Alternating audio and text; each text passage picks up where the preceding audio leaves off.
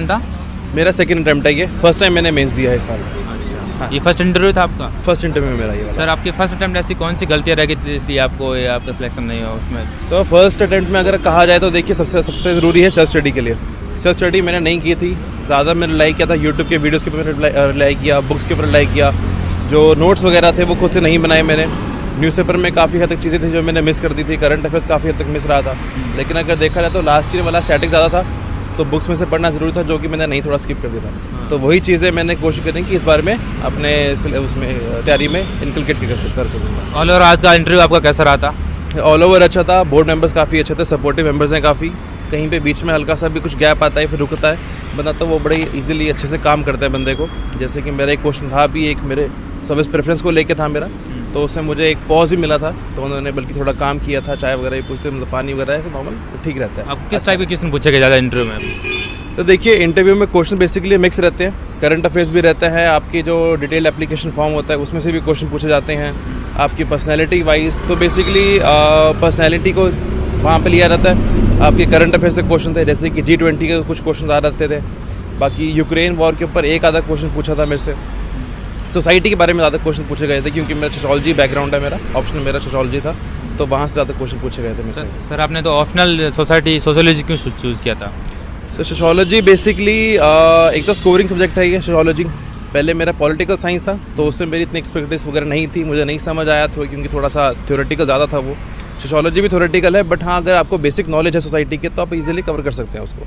Syllabus भी छोटा है, शॉर्ट है, क्रिस्प है, अच्छा है वो। सर आपने इंटरव्यू की तैयारी कहाँ से की थी? उसके लिए कुछ कोई मॉक दिया था? उसके हाँ, कितना हेल्पफुल रहा था? मैंने एक्चुअली 5 मॉक दिए हैं, दृष्टि और विजन पे दिया था मैंने मॉक। तो चौहान सर के पैनल के अंदर में आया था, दृष्टि वाले के अंदर, विजन वाले के अंदर राजीव सर है एक, तो उनके पैनल के अंदर में था मैं।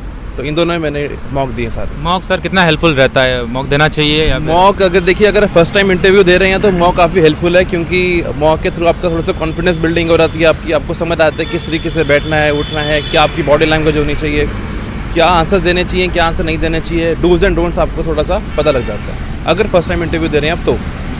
सर प्रीलिम्स और मेंस और इंटरव्यू तीनों की बात की, ऐसा कौन सा फेज है सबसे टफेस्ट होता माना जाता है, उसके लिए ज़्यादा फोकस करनी पड़ता है? देखिए अगर आप बिगनर की तरह अगर देखा जाए तो प्रीलिम्स थोड़ा टफ है, क्योंकि MCQ टाइप क्वेश्चन होते हैं, बहुत क्लोज नीट क्वेश्चन होते हैं, आपको बेस्ट आउट ऑफ निकालना था सारे क्वेश्चन में से, तो वो थोड़ा डिफिकल्ट रहता है। लेकिन अगर आप कहें कि अगर आपने 2-3 बारी दे चुके हैं पेपर, तो मेंस एक काफ़ी गेम चेंजिंग पोजीशन होती है वहाँ पे, क्योंकि इंटरव्यू के अंदर आपका सिर्फ रैंक डिटरमिन करता है, मेंस के अंदर आपके मेन मार्क्स जुड़ते हैं। तो मेन अगर ध्यान दिया जाए तो सबसे ज़्यादा मेंस के ऊपर देना चाहिए, उसी की तरह तैयारी कीजिए, और प्रीलिम्स तो अपना आप निकलता है वहाँ से।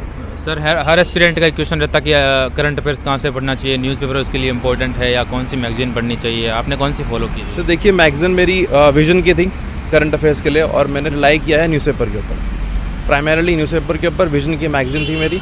उसके अलावा तो बाकी तरीके सारा स्टैटिक कुछ है, न्यूज़पेपर में जो आता है राज्यसभा TV से फॉलो कर सकते हैं, और हाँ राज्यसभा TV वैसे काफ़ी हेल्पफुल रहता है। बाकी जो मैगजीन है योजना वगैरह की, आप वही पढ़ सकते हैं। सर तो पूरी जर्नी की बात की जाए तो आपने किसी कोचिंग की हेल्प ली या सेल्फ स्टडी की? कोचिंग एक्चुअली मैंने पहले विजन से लिया था, लेकिन बाद में जब मेरा सेकंड अटेम्प्ट है मैंने सारा सेल्फ स्टडी किया है, तो वो सारा कुछ मैंने तो सारे पहले नोट्स जो बने हुए थे उन्हीं को रिपब्लिश किया, उन्हीं को थोड़ा इंप्रूव करने की कोशिश की, ताकि मैं और अच्छा परफॉर्म कर सकूँ। सर हर एस्पिरेंट पूछते जाते कि जो NCERT के नोट शॉर्ट नोट्स बनाने चाहिए, या फिर किसी भी रेफरेंस बुक के शॉर्ट नोट्स कितनी हेल्पफुल रहती है लास्ट के दिनों में?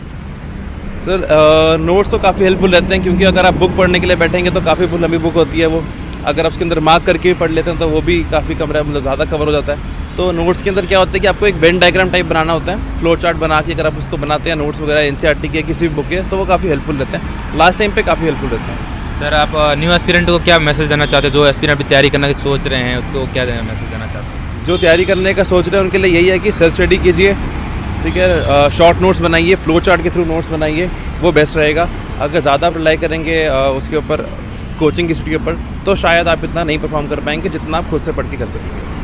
तो ऑल दी बेस्ट सर, आपका इंटरव्यू बहुत अच्छा है।